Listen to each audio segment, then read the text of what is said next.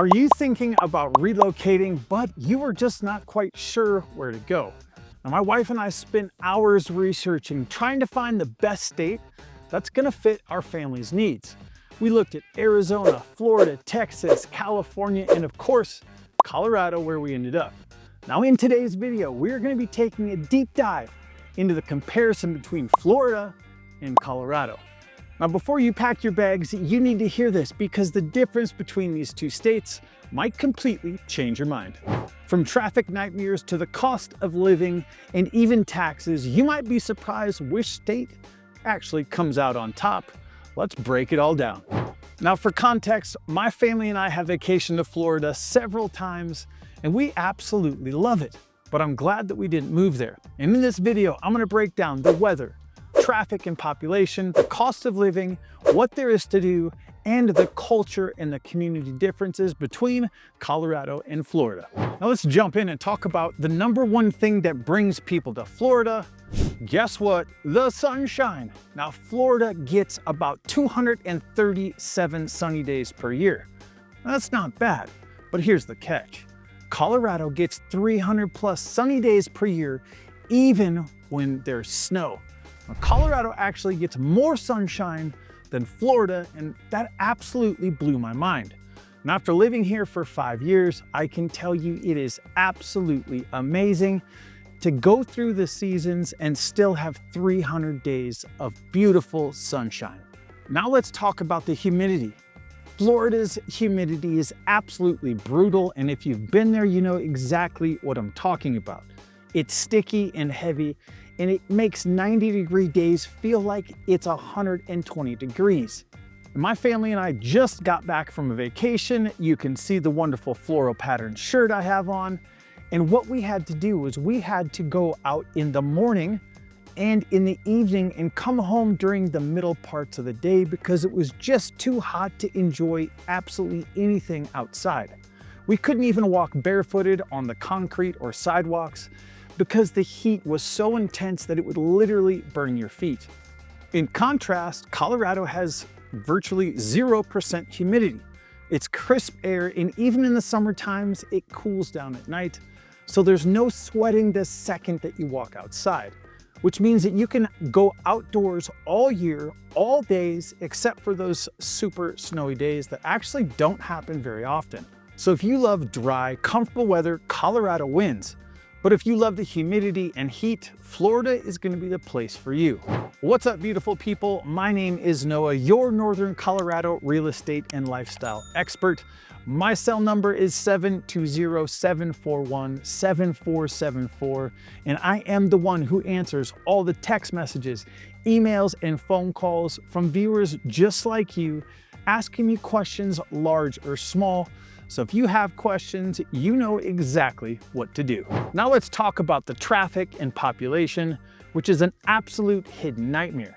And if you hate sitting in traffic, you need to hear this. Florida's population is 22 plus million people, plus millions of tourists pouring into the state every single year. Now, Colorado's coming in at 5.8 million, which is a fraction of Florida's population. This means that Florida's traffic is absolutely insane. Miami, Orlando, and Tampa, you're looking at consistent congestion and gridlock. Even smaller cities can absolutely feel packed. Now, like I said, we just got back from vacation, and one of the things that totally blew my mind was that it took us 2.5 hours to drive 66 miles. No joke. We just planned a simple trip to the beach. We're like, oh, we'll get there real quick because we're used to traveling in Colorado. Well, my kids are crying in the back seat. They're throwing fits. Oh my gosh. I'm getting frustrated because we're just sitting and baking in the sun. And this is what all the population moving to Florida without the proper infrastructure is going to bring you. Meanwhile, back here in Colorado, there's less traffic, which means shorter commute times.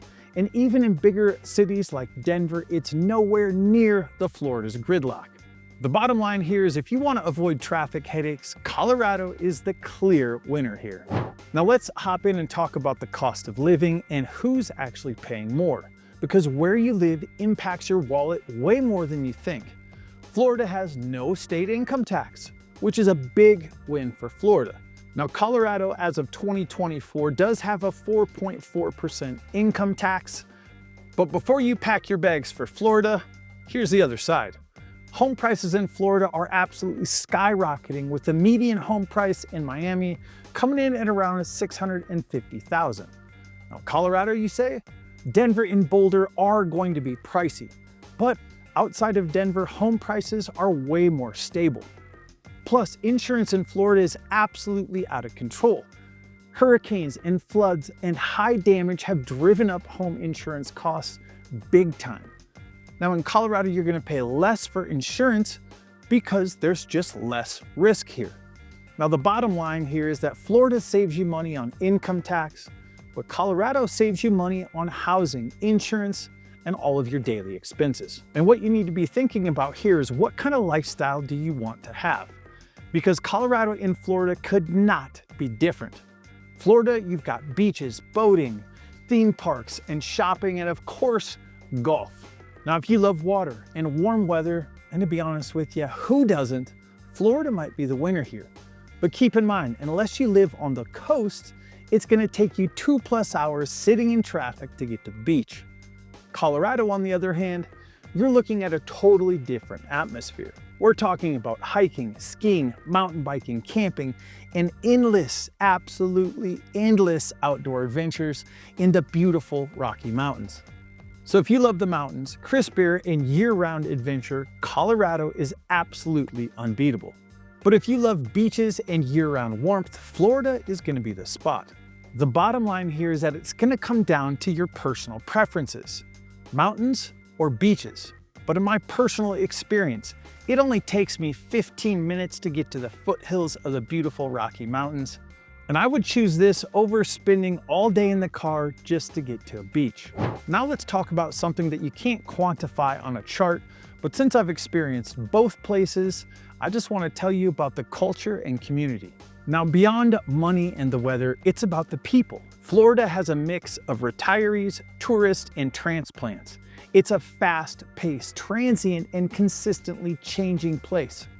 Now, the people in Florida, generally speaking, are more about flashy lifestyle, expensive cars, and designer clothing. Colorado, on the other hand, is more laid back.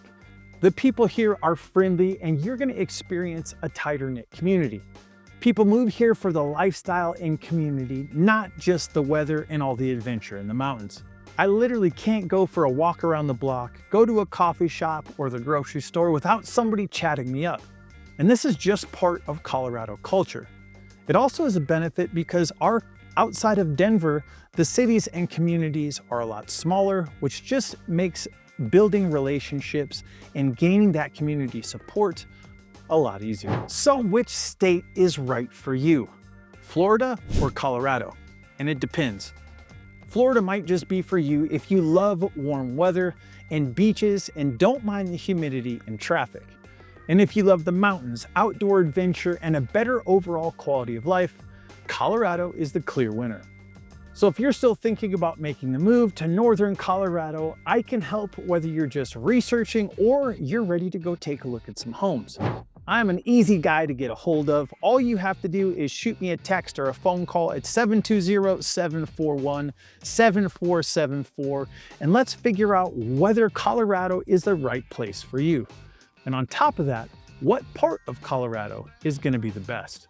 And if you're interested about finding out more about northern Colorado, check out this video right here where I cover the top underrated towns right here in beautiful Colorado. Remember, stay adventurous, my friends. I'll see you on the next video.